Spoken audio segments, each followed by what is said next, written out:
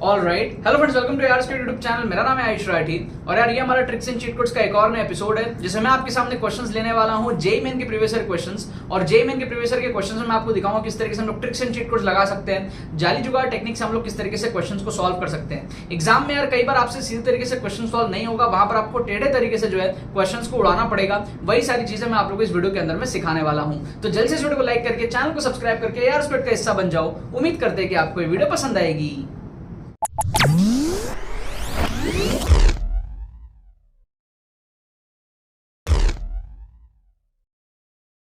Students, JEE main 2024 के exclusive tricks course की pre registration चालू है। अगर आपने अभी तक इसके अंदर में एनरोल नहीं किया तो एनरोल कर लो, लिंक आपको डिस्क्रिप्शन में मिल जाएगा। अभी एनरोल करने से फायदा ये होगा कि आपको कोर्स जो है काफी ज्यादा डिस्काउंटेड प्राइस में मिल जाएगा और 2023 का एंटायर कोर्स आपको फ्री ऑफ कॉस्ट मिल जाएगा। ठीक है, आपके मन में कोई भी डाउट हो तो आपको डिस्क्रिप्शन में व्हाट्सएप लिंक मिलेगा जिसपे आप क्लिक करके हमारी टीम को व्हाट्सएप पे रीच आउट कर सकते हो। आप सारे डिटेल्स पेमेंट पेज के अंदर में पढ़ सकते हो। सारे डिटेल्स को चेकआउट करने के बाद में सेटिस्फाई होने के बाद में आप इस कोर्स के अंदर में एनरोल कर सकते हो। एनरोल करने का प्रोसेस बड़ा सिंपल है। आपको जो है लिंक जो है डिस्क्रिप्शन में दिया हुआ है, जाके आपको पेमेंट प्रोसेस कंप्लीट करना है अपने डिटेल्स को फिल करके। उसके बाद में डिजिटली जो है आपको कोर्स जो है वो सेंड कर दिया जाएगा। ठीक है, कोई भी क्वेरी हो हमारी टीम को व्हाट्सएप पे आप रीच आउट करो। एनरोल जरूर से कर लेना क्योंकि इससे आपके बहुत ज्यादा नंबर जो है जेईई मेन के अंदर में बढ़ेंगे, आपकी रैंक काफी ज्यादा इंप्रूव होगी, आपकी बहुत अच्छी परसेंटाइल जो है आएगी। चलो, ऑल द वेरी बेस्ट। तो देखो यार, यहाँ पे मैंने आपके सामने क्वेश्चंस ले लिए हैं जेईई मेन के previous year questions mathematics section के। मैथमेटिक्स सेक्शन के 4 क्वेश्चन मैंने यहाँ पर उठा लिए हैं। आप देख सकते हो 1 2 3 4, ये चारों क्वेश्चन सेम ही पेपर के हैं। ठीक है, एक ही पेपर के 4 क्वेश्चन है यहाँ पर, मैथमेटिक्स के वैरायटी के क्वेश्चन है। इसके अंदर मैं आपको दिखाऊंगा जुगाड़ ट्रिक्स, किस तरीके से आप लोग जुगाड़ लगा लगा के क्वेश्चन को सॉल्व कर सकते हो। एक्स्ट्रा क्वेश्चन आप एग्जाम के अंदर में जो है अटेम्प्ट कर सकते हो। अभी क्या हो रहा है, पिछले कुछ सालों से मैथ्स बहुत डिफिकल्ट आ रहा है और बच्चों को बहुत ज्यादा दिक्कत हो रही है क्वेश्चन सॉल्व करने में। ऐसे में अगर आप ट्रिक्स एंड चीट कोड सीख लेते हो ना, तो आप एक्स्ट्रा क्वेश्चन एग्जाम में सॉल्व कर पाओगे। ठीक है, इस वीडियो को ध्यान से देखना, पूरा एंड तक आपको समझ में आएगा कि मैं किस चीज के बारे में बात कर रहा हूं, जुगाड़ से किस तरीके से आपको जो है बेनिफिट होता है। अगर आप चैनल पे पहली बार आए हो तो आप इस चैनल को सब्सक्राइब करो, आपको ऐसे वीडियोस बहुत सारे देखने को मिलेंगे आगे। ठीक है, अब देखो सबसे पहले इस क्वेश्चन को देखो, फर्स्ट क्वेश्चन में हम लोग क्या यूज करेंगे, हमारा डायग्राम अप्रोच यूज करेंगे। क्या यूज करेंगे? Diagram approach. डायग्राम अप्रोच का क्या मतलब होता है कि भैया अगर हम क्वेश्चन को सॉल्व नहीं कर पा रहे एक्यूरेट तरीके से तो हम डायग्राम बना के उसको सॉल्व करने की कोशिश करते हैं। जैसे इस क्वेश्चन में हमको 1,4 पे एक पॉइंट है P और K,3 एक पॉइंट है। हमको नहीं पता K की वैल्यू क्या है, वही हमको फाइंड आउट करनी है। जो परपेंडिकुलर बाइसेक्टर है, इन दोनों लाइन को जोड़ने के बाद जो परपेंडिकुलर बाइसेक्टर आएगा वो हमारा उसका y इंटरसेप्ट -4 है। आप डायग्राम ड्रॉ करो। देखो क्या करो, आप क्या करो, कुछ मत करो, आप इस तरीके से जो है आप डायग्राम ड्रॉ करने की कोशिश करो। ये हो जाएगा आपका 1 2 3 4। ठीक है, 1 2 3 4, रफ डायग्राम ड्रॉ करो। 1 2 3 4, 1 2 3 4, ये आपका एक रफ डायग्राम हो गया। ठीक है, थोड़ा सा कोशिश करना एक्यूरेट जितना हो पाए आप करने का ट्राई करना। ठीक है, जितना एक्यूरेट करने का ट्राई करोगे उतना आपके लिए फायदेमंद होगा। ठीक है, ओके। अब देखो आपका क्या है, एक तो 1,4 है, 1,4 को तो आप फिक्स कर दो, ये आपका है 1,4 यहाँ पे फिक्स हो गया। अब ये √15 और √14 जो है ना, ये दोनों क्या है, लिटिल लेस देन 4। ये दोनों क्या है, लिटिल लेस देन 4, 4 से थोड़े से छोटे हैं क्योंकि √16 4 होता है, तो 4 से थोड़ा सा छोटा है। अगर A और C को पहले मैं चेक करूं तो ये हो जाएगा 4 से थोड़ा छोटा वैल्यू, (3), तो मतलब कि ये 4 से थोड़ा छोटा वैल्यू यहाँ पे कहीं आ जाएगा और 3 आपका जो है इस लाइन पे आ जाएगा आपका, समझ गए? तो ये आपका जो है 4 से थोड़ा सा छोटा ये वाला आपका पॉइंट हो जाएगा। अब अगर मैं इन दोनों को ज्वाइन करूं, ठीक है, अगर मैं इन दोनों को ज्वाइन करता हूं तो इन दोनों का जो मिड पॉइंट आएगा वो रफली यहां पर आएगा। और मेरे को परपेंडिकुलर बाइसेक्टर अगर ड्रॉ करना है, मतलब कि 90 डिग्री पे मेरे को ऐसे काटना है, तो ये जो लाइन है ना हमारी, ये लाइन आप देखो कहां से पास कर रहा है, रफली ये रफली मेरा जो लाइन है ये -2 के आसपास मेरा पास कर रहा है। मेरे को किससे पास करना था, -4 से, नहीं पास कर रहा, मतलब ऑप्शन ए और सी दोनों के दोनों क्या हो गए, एलिमिनेट हो गए। समझ गए ना आप बात? अब आप देखो -4 और -2 के लिए आप चेक करो, तो एक तो पॉइंट आपका ये फिक्स है ही। अगर -4 होगा तो -4,3 आपका, देखो इसको मैं एक्सटेंड कर रहा हूं 3 को पीछे, तो -4,3 यहां पर आएगा और -2,3 आपका यहां पर आएगा। अगर -2,3 पॉइंट को मैं देखूं जो कि यहां पर आएगा, तो इन दोनों को अगर मैं जोड़ता हूं तो इन दोनों का जो मेरा परपेंडिकुलर बाइसेक्टर आएगा, पहले तो बाइसेक्टर देखो और फिर उसका परपेंडिकुलर वहां पे ड्रॉ करो आप। ठीक है, ये परपेंडिकुलर, तो ये इधर से निकल जा रहा है, ये किसी भी एंगल में -4 से पास नहीं कर रहा है ये लाइन, तो ये आपका क्या हो जाएगा, एलिमिनेट हो जाएगा। ऑप्शन बी लास्ट बचा, वही आंसर होगा, बट एक बार चेक कर लो। ऑप्शन बी में मैं इसको और इसको जोड़ूंगा, ये -4,3 है और ये 1,4 था, इन दोनों को मैं जोड़ूंगा, तो ये मैंने रफली इसको जोड़ दिया। अब इन दोनों का जो मिड पॉइंट आएगा वो कहीं यहां पर आएगा अप्रोक्सीमेटली, है ना, फील करना पड़ेगा, इन दोनों का मिड पॉइंट अप्रोक्सीमेटली यहां पर आएगा और परपेंडिकुलर बाइसेक्टर मेरे को ड्रॉ करना है, समझ गए, ये 90 डिग्री पे मेरे को ये ड्रॉ करना है। अब अगर मैं इसको एक्सटेंड करूं, आप देखो ध्यान से, ये आपका रफली एग्जैक्ट तो देखो नहीं कर सकते, बट आपको एक फील आएगा, ठीक है ना, ये बहुत दूर से निकल रहा था, ये -2 से निकल रहा था, ये आपका तो अलग ही डायरेक्शन में निकल रहा था, ये वाला ऑलमोस्ट -4 से हमारा निकलता हुआ अपने को फील आ रहा है, ठीक है।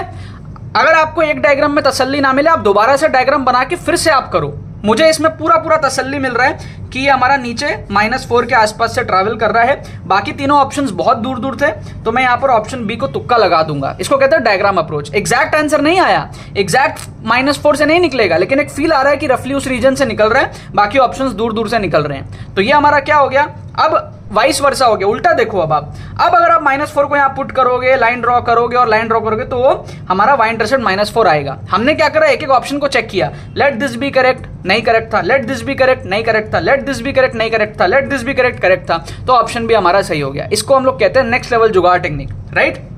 सेकंड क्वेश्चन आप देखो, कई बार क्या होता है यार, जेईई मेन के अंदर में अगर आप एक ऑप्शन भी एलिमिनेट कर पाओ ना, तो वो भी करने की सोच रखनी चाहिए। जैसे आप यहां पर देखो, आपको एक प्लेन दिया हुआ है, ये आपका एक प्लेन है, तो मान लो ये आपका इस तरीके से कोई प्लेन हो, ठीक है। आपको एक पॉइंट दिया हुआ है, ये एक पॉइंट है, तो ये मान लो आपका एक पॉइंट है P, ठीक है ना। अब आपका जो परपेंडिकुलर डिस्टेंस होगा वो सबसे ज्यादा शॉर्टेस्ट होगा, ठीक है ना, और बाकी जो डिस्टेंस पूछा है ना, measured parallel along this line, वो फिर अलग उसका डिस्टेंस आएगा, वो ऐसा हो सकता है, ऐसा हो सकता है, ऐसा हो सकता है, समझ गए।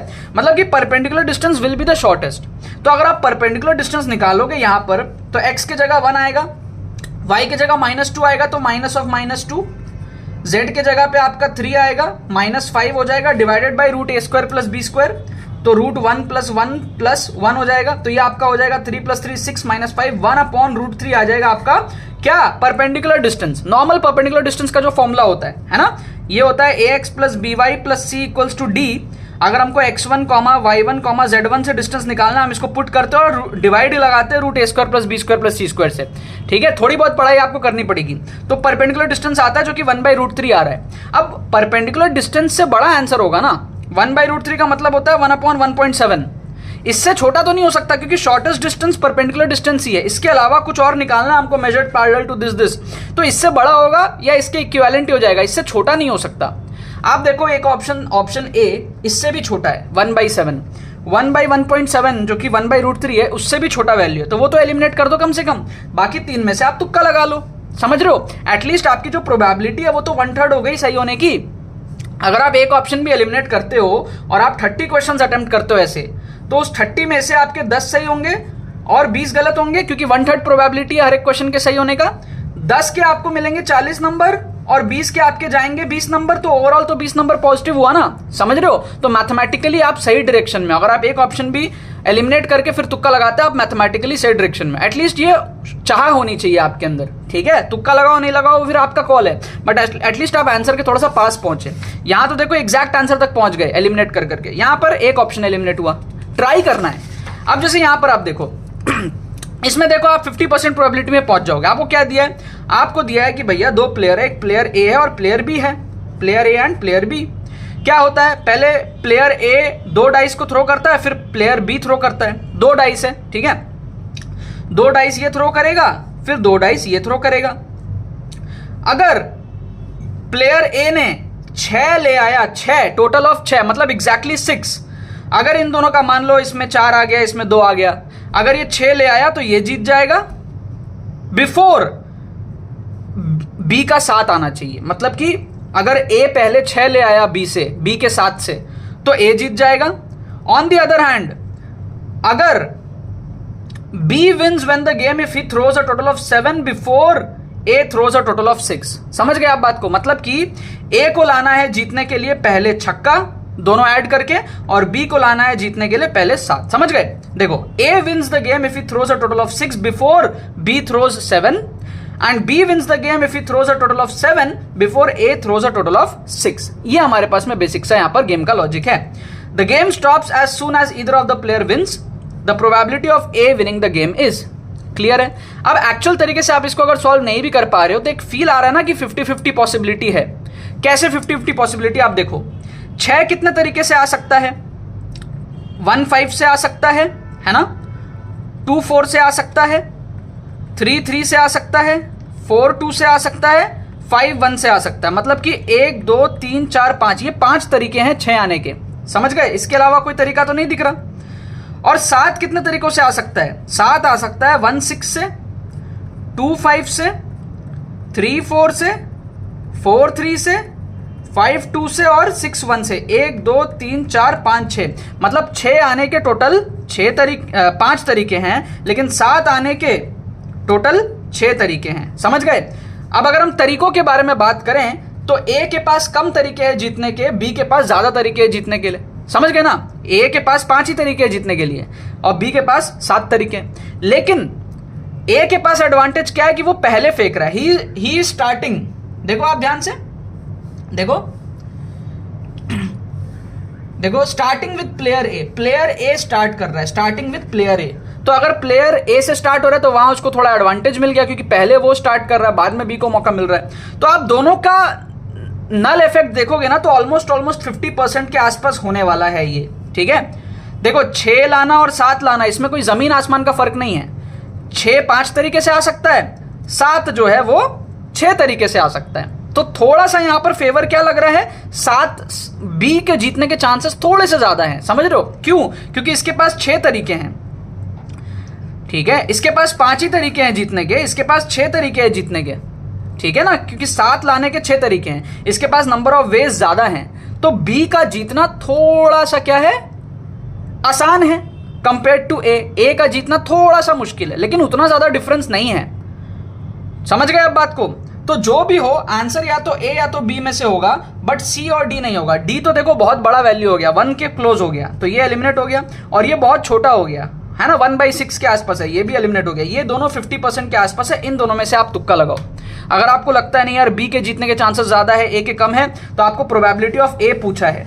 अगर आपको लगता है ए का प्रोबेबिलिटी कम है तो आप बी मार्क करो। अगर आपको लगता है ए का प्रोबेबिलिटी थोड़ा सा ज्यादा है बी से, तो आप समझ गए आप बात को। अगर आपको लगता है ए का प्रोबेबिलिटी कम है, ठीक है, तो आप बी मार्क करो। अगर लगता है ज्यादा है तो ए मार्क करो। ए और बी में से आपको तुक्का लगाना है। बट हमने यहां पर 50% में कहानी को हम लेकर के आ गए, 2 ऑप्शन हम एलिमिनेट कर दिए। समझ गए।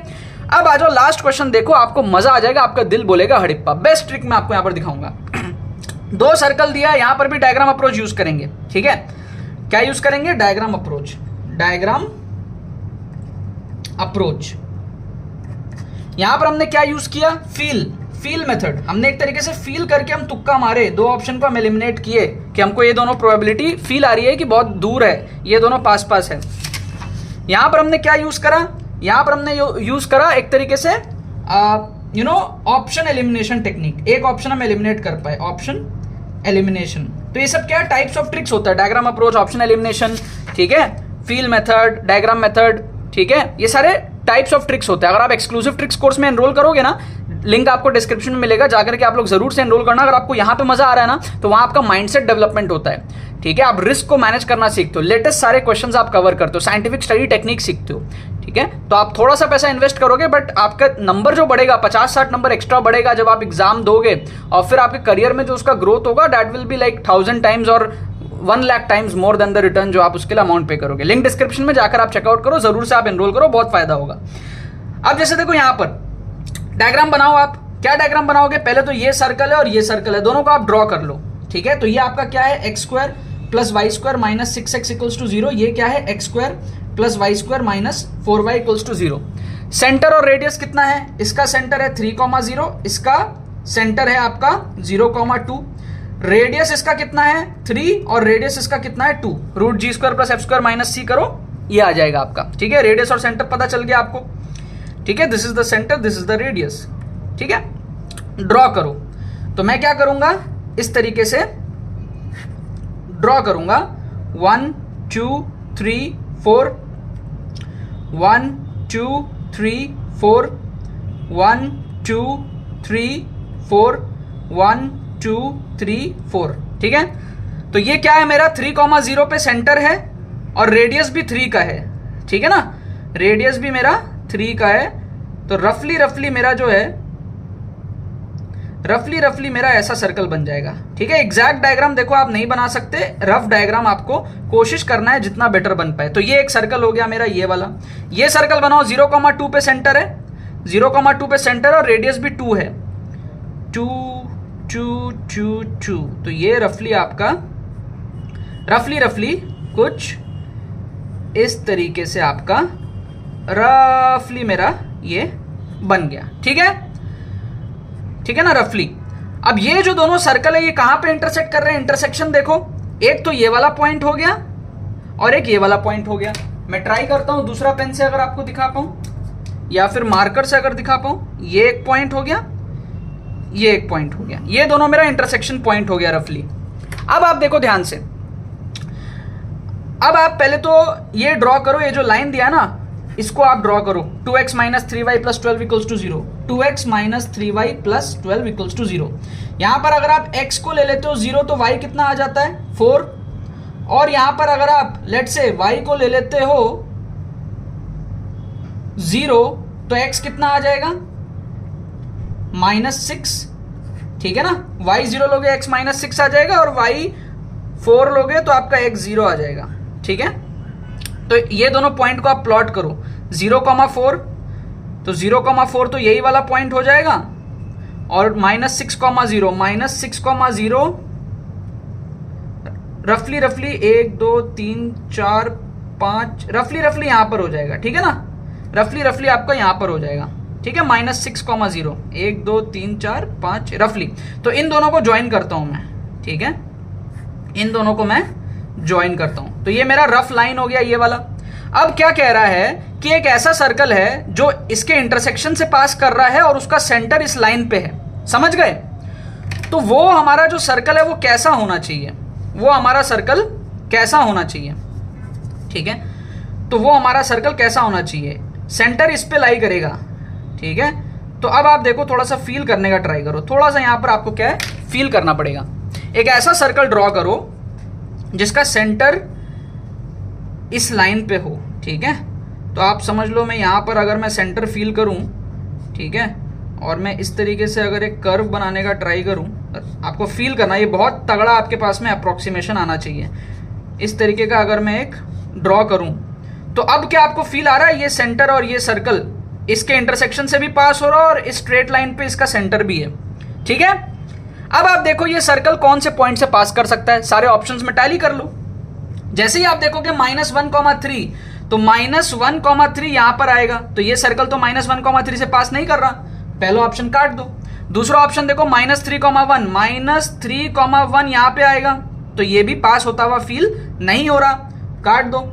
थर्ड ऑप्शन देखो 1, -3 तो यहां नीचे आ जाएगा, ये भी पास नहीं हो रहा, काट दो। चौथा ऑप्शन देखो -3,6 -3,6। अब ध्यान से देखो 1 2 3 4 5 6, ये आपका 6 का लाइन है, तो -3,6 ये आपको जो है फील आएगा ये सर्कल इससे पास हो रहा है, तो आपका आंसर हो जाएगा डी। क्या आपको बात समझ में आया? बहुत मस्त ट्रिक था यार, ठीक है ना। इसका करेक्ट आंसर बी दिया हुआ है, इसका डी है, पहले का तो बी है ही सही और दूसरे का भी बी है, ठीक है। ये हमारे पास में इसके करेक्ट आंसर्स थे। अब आप लोग कमेंट करके बताओ कि आपको ये ट्रिक्स कैसे लगे। आई एम डेफिनेटली श्योर जिन भी बच्चों ने पूरा एंड तक देखा है इस वीडियो को, उनको ये ट्रिक्स बहुत अच्छे लगे होंगे और उनका माइंडसेट बहुत ज्यादा डेवलप हुआ होगा, ठीक है। ऐसे ट्रिक्स और भी आते रहेंगे, चैनल को सब्सक्राइब करके रखो। एक्सक्लूसिव ट्रिक्स कोर्स में एनरोल करो, लिंक आपको जो है डिस्क्रिप्शन में मिलेगा उसका, और फ्री प्लेलिस्ट जो यूट्यूब पे चलती है उसका भी लिंक आपको डिस्क्रिप्शन में मिल जाएगा, ठीक है ना यार। चलो बाकी तो बस यही बात है। तो यार आई होप आपको ये वीडियो पसंद आएगी, आपने इस वीडियो से कुछ सीखा होगा। अगर आपको ये वीडियो पसंद है इस वीडियो को लाइक करना मत भूलना और शेयर करना मत भूलना अपने बाकी सारे फ्रेंड्स के साथ में, ताकि वो भी इस प्लेटफॉर्म का मजा उठा सके। बाकी तो बस बहुत बहुत धन्यवाद मेरे साथ वीडियो में जुड़ने के लिए, बने रहिए यार।